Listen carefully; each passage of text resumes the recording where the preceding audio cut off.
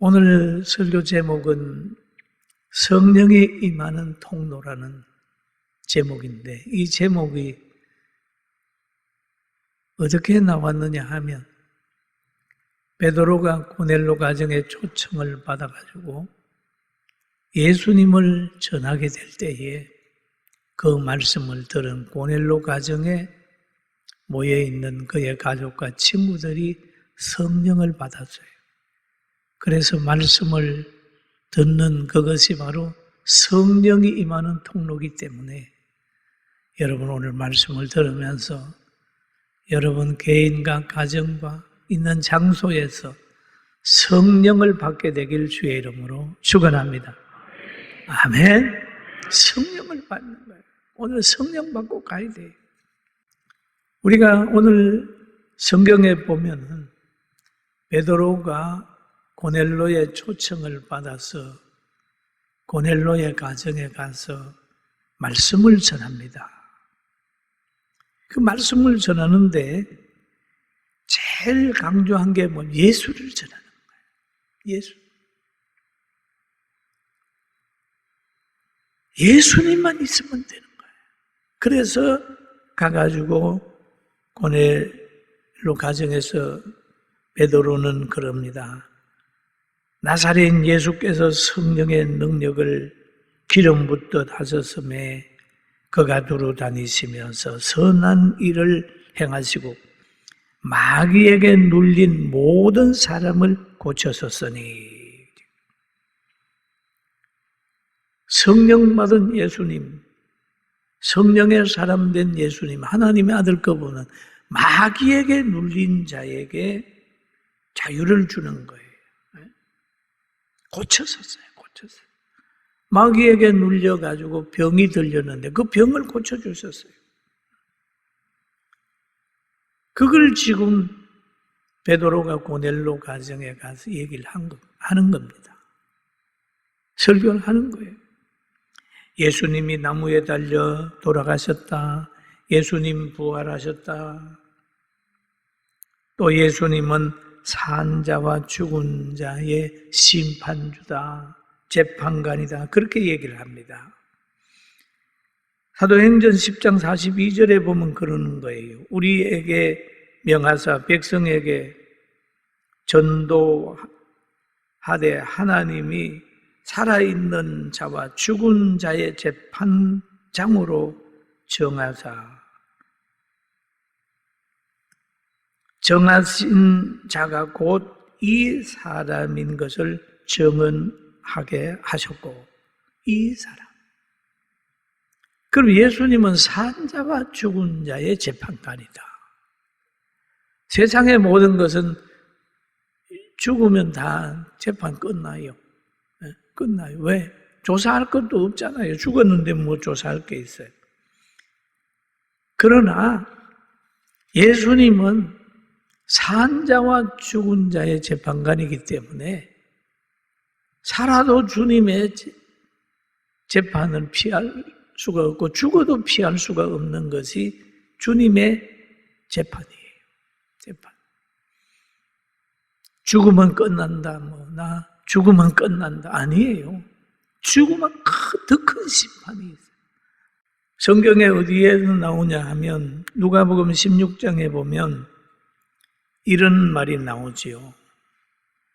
거지가 죽어 천사들에게 받들려 아브라함의 품에 들어가고 부자도 죽어 장사되매 그가 음부에서 고통 중에 눈을 들어 멀리 아브라함과 그의 품에 있는 나사로를 보고 불러 이르되 아버지 아브라함이여 나를 긍휼히 여기사 나사로를 보내어 그 손가락 끝에 물을 찍어 내 혀를 서늘하게 하소서.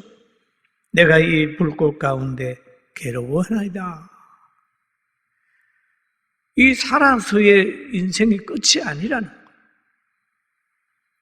비록 호화로이 열밥하고 살았지만은 그는 하나님을 안 믿었어요.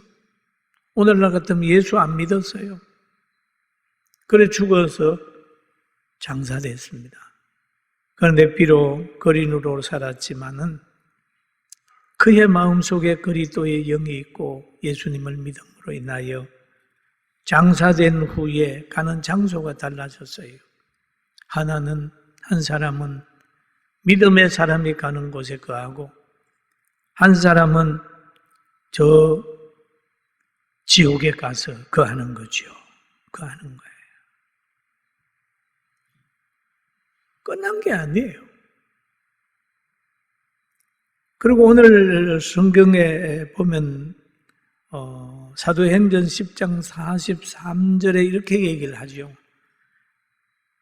그에 대하여 모든 선지자도 증언하되 그를 믿는 사람들이 다 그 이름을 힘입어 제사함을 받는다 하였느니라. 지금 고넬로의 가정에 가장 필요한 것이 뭐냐 하면 물질도 아니고 권세도 아니고 예수님을 걸 안기 때문에 베드로는 예수님을 전하는 거예요. 예수님을 전하는 거예요. 그러면서 구약에 있는 선지자들도 그에 대하여 얘기를 했다. 그에 대하여라고 하는 말은 예수에 대해서 얘기를 했다는 거거든요. 구약 선지자들은 오실 예수님을 얘기를 하는 거예요. 출애굽에 할 때에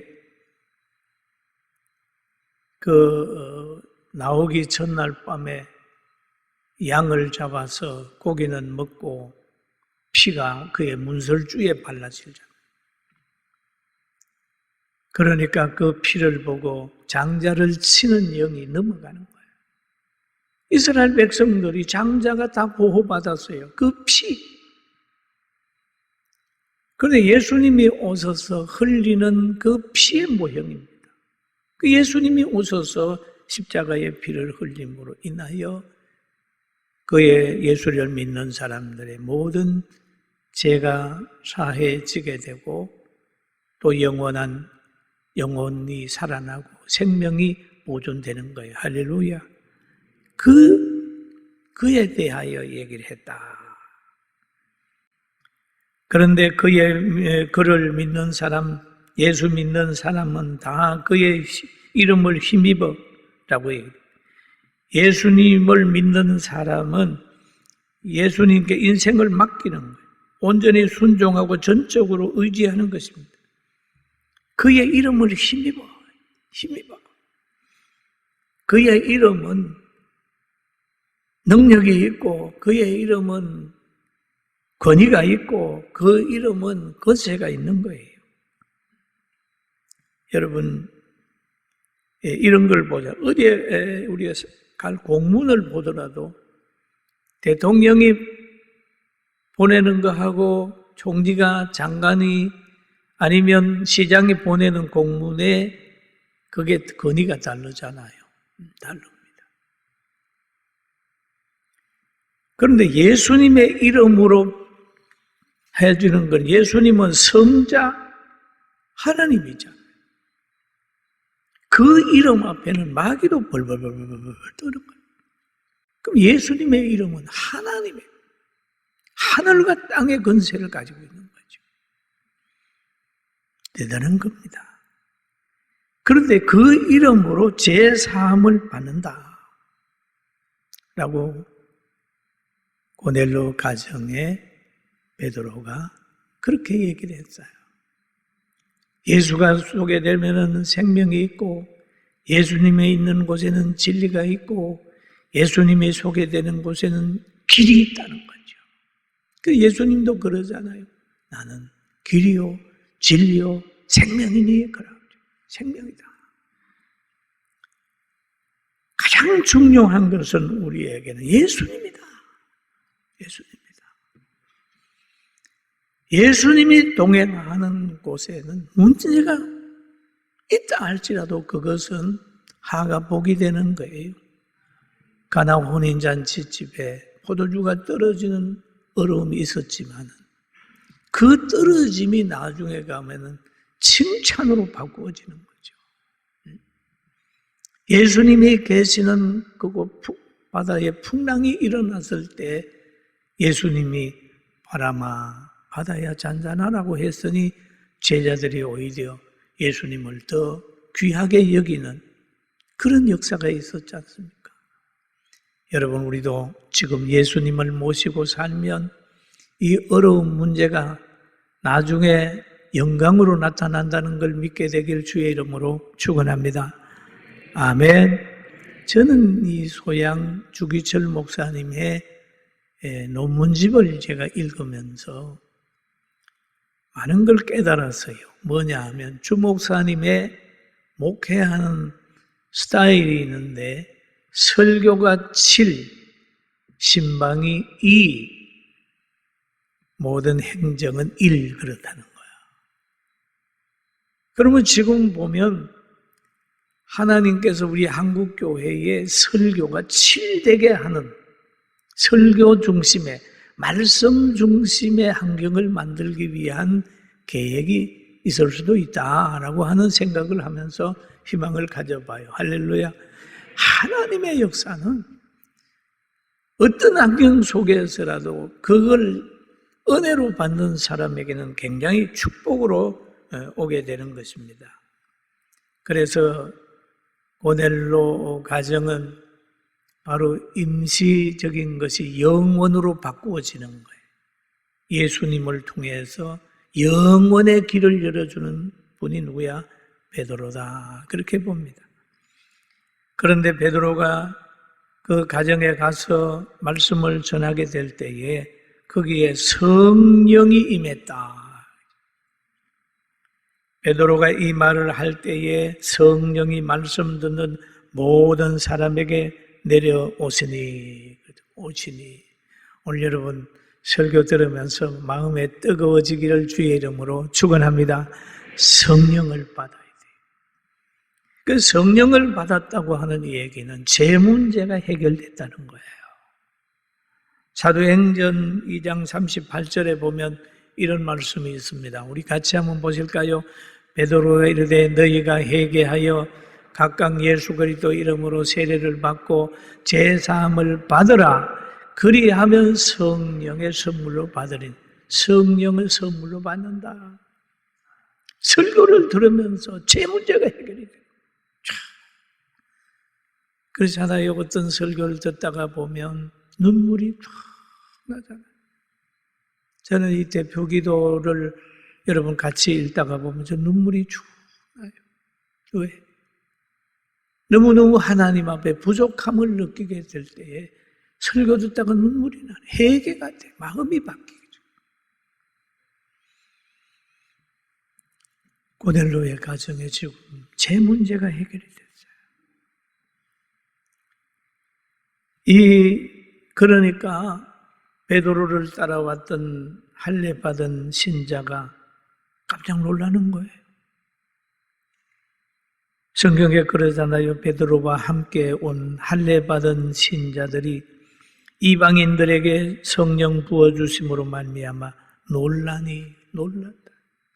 그들의 고정관념이 깨지는 거예요. 하나님이 자기 성민들에게만 복을 주는 줄 알았는데 와보니까 베드로 따라와 보니까 막 이방인이 성령을 받아서 방언도 하고 하나님을 높이는 그런 것들을 지금 체험하게 되는, 놀라는 거예요. 여러분, 방언을 말하며 하나님을 높임을 들음이러라. 방언을 말하며. 여러분, 성령을 받으면 언어의 변화가 옵니다. 성령을 받으면 마음의 변화도 와요. 사랑이 생겨나고 기쁘고 화평하고 오래 참고 자비, 왕성, 충성, 온유와 절제하는 마음이 성령의 열매로 자꾸 생겨나요. 성령을 받으면 예루살렘과 유대와 사마리아와 땅끝까지 이르러 정인되는 그런 능력도 딱 임하게 되는 거예요. 또 성령을 받으면 뭡니까? 자기에게 유익해요. 거룩한 영이기 때문에 우리를 지배하고 있는 잘못된 영을 내쫓아버립니다. 마귀도 내쫓고 병마도 내쫓는 거예요. 성경에 보면 다른 사람에게는 같은 성령으로 믿음을, 어떤 사람에게는 성령으로 병 고치는 은사를, 어떤 사람에게는 능력 행함을, 어떤 사람에게는 예언함을, 어떤 사람에게는 영을 분별함을, 다른 이에게는 각종 방언을 말함은, 어떤 사람에게는 방언을 통역함을 주시나니. 성령은 다양한 은사를 줘가지고 이 땅에서 하나님의 나라를 늘 세우게 만드는 거예요. 늘 세워. 성령 받은 사람으로 인하여 교회가 세워지고, 나라가 모든 복음화되고 거룩한 빛이 나타나는 거예요. 할렐루야. 성령을 이 광경을 본, 성령 받는 광경을 본 베드로는 그럽니다. 세례를 주는 거예요. 세례를. 세례를 주는, 그들에게 세례를 주는. 그런데 이 세례를 주는 것은 주님이 명한 사명을 감당을 하는 겁니다. 마태복음 28장에 보면 예수님께서 성천하기 전에 제자들에게 그러는 거예요. 내가 하늘과 땅의 모든 권세를 내게 주었으니, 그러니까 그러면 너희는 가서 모든 족속으로 제자를 삼아 아버지와 아들과 성령의 이름으로 세례를 베풀고, 세례를 베풀라. 그러면서 내가 세상 끝날까지 너희와 함께 있겠다. 베드로가 받은 사명은 복음 전하고 세례 주는 사명, 그 과정에서 그대로 실천을 하는 겁니다. 베드로가 그런 말을 하죠. 베드로가 이르되 이 사람들이 우리와 같이 성령을 받았으니 누가 능히 물로 세례 베푸는 것을 그 말이요. 그리고 세례 주님이 허락한 것을 실천하는 거예요. 명하여 예수 그리스도의 이름으로 세례를 베풀라 하니라. 그들이 베드로에게 며칠 더 머물기를 청했다라고 하는 말이 있어요. 예수님의 이름으로 세례를, 예수님의 이름으로 세례를 받은 고넬로 가정은 변했습니다. 변했어요. 어떻게 변했느냐? 베드로를 사랑하는 마음이 생겼습니다. 그래가지고 며칠 더 여기에 머물러 주세요. 머물러 주세요. 여러분 성령 받아보세요. 교회 오고 싶고요. 기도에 갈급해지고요. 누가 예수 믿는다고 그러면 관계가 빨리 유지가 돼요. 빨리 또 싫은 사람도 예수 믿고 나면 회복이 돼요. 건강도 회복되고 마음도 회복되고 항상 환경을 긍정적으로 보는 그런 가치관이 생겨납니다. 그런데 성령을 받은 사람도 그만 시험이 들면은 어떤 생각이 드냐 하면 부정적인 사람으로 바꾸어져요. 부정적. 저도 그 옛날에 한번 체험했습니다. 과거에 초대해 받고 건강 축복 받고 군대 가서 한 2년, 3년 영적인 생활 못했더니 교회는 나가는데 찬송은 부르는데 성경은 가끔 보는데 부정적인 사람으로 바꿔져요. 그러니 기쁨이 떠나고 그렇게 부정적인 사람이 되니까 과거에 나갔던 병이 다시 들어와 버렸어요. 얼마나 고생을 했는지 몰라요. 여러분 약을 먹도 낫지도 않아요. 교회 가서 열심히 어느 교회 철야기도 가서 회개하고 나니까 과거 은혜 받았던 것이 생각이 나고 섭섭하게 한 사람보다 사랑했던 사람들이 떠오르고 교회가 좋아지고 은혜 생활하게 되는 그런 걸 체험했습니다. 혹시 여러분 과거의 신앙생활 잘하다가 지금 은혜 생활 못해서 기도 못해서 세상 두려워하고 교회 멀리하고 밤잠 이루지 못하고 괴로워하는 분 계십니까? 빨리 예수님께 돌아오시면 여러분에게도 희망이 있습니다. 할렐루야. 아멘. 부정적인 사람이 돼요. 부정적인 사람. 그러나 성령을 받으면 막 좋아지는 거예요. 교회가 엄청 좋아지는 거예요. 이 베드로가 그렇게 고넬로에게는 그렇게 하나님이 모시라 그래서 모시긴 했지만은 그렇게 참 하나님의 선한 사람으로 뭐 알고는 있었지만은 그 세례 받은 후에는 더 가까워진 거예요. 저는 소양 주기철 목사님께서 하나님이 주신 사명을 잘 감당하는 모습, 그 일경에 총칼 앞에서도 사명을 버리지 아니하고 하나님이 나를 설교자로 세웠으니까 나는 설교한다. 그 설교하게 되면은 체포돼서 감옥으로 끌려가는 그 상황을 예측하고 느끼면서도 했던 그 모습을 보면서 또 그렇다고 해서 누가 하나 칭찬하는 사람이 있었겠어요? 같이 갈 사람도 없잖아요. 사명 감당했던 그분을 우리가 다시 한번 생각해야 되는 때가 된 것 같아요. 일사각오의 설교, 참 명설교지요.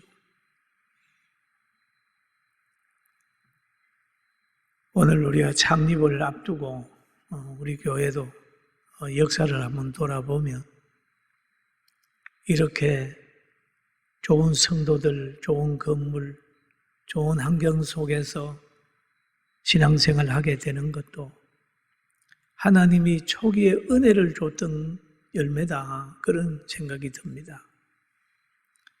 아무도 없는 천막에서 고래고래 소리 지르면서 설교했던, 나는 하나님이 설교자로 세웠으니까 나는 설교할 거야 했던 그것을 하나님이 받으시고 오늘의 복을 준 줄로 알아서 지금까지의 모든 것은 내가 한 게 아니다. 나는 한낱 이성 없는 지팡이에 불과하고 주님의 성령이 있어서 오늘까지 왔다고 생각이 듭니다. 아무쪼록 우리는 내가 하나님을 붙들고 있는 게 아니라 하나님이 나를 붙들고 있는 것을 알고 우리는 성령을 이용하는 게 아니라 성령의 감동에 순종하는 우리 모두가 되기를 주의 이름으로 축원합니다. 할렐루야. 성령의 감동에 순종. 잘못하다가 보면 예수님의 이름을 가지고 이용할 수 있어요. 예수 이름으로 이용. 그러나 베드로와 요한이 명예 예수님의 이름을 불러가지고 귀신 들린 사람에게, 또 바울 사도가 귀신 들린 사람에게 얘기할 때는 능력이 나타났어요. 그러나 그렇지 않는 사람이 예수 이름으로 귀신 쫓아내려 하다가 오히려 귀신에게 두들겨 맞는 거죠. 왜 그럴까요? 신앙이나 모든 것을 사욕으로 인용해버리면 그 사람을 통하여 오히려 세상에서 조롱거리가 돼요. 밟혀요. 그러나 하나님 말씀에 순종하면, 순종하는 그 사람으로 통해서 가정이 구원되고 여러분 행복해지고 희망 넘치는 것을 깨달으면서 늘 설교를 들으면서 성령 받는 성령의 그 통로를 통해서 늘 새롭게 되는 우리 성도들 되기를 주의 이름으로 축원합니다. 할렐루야.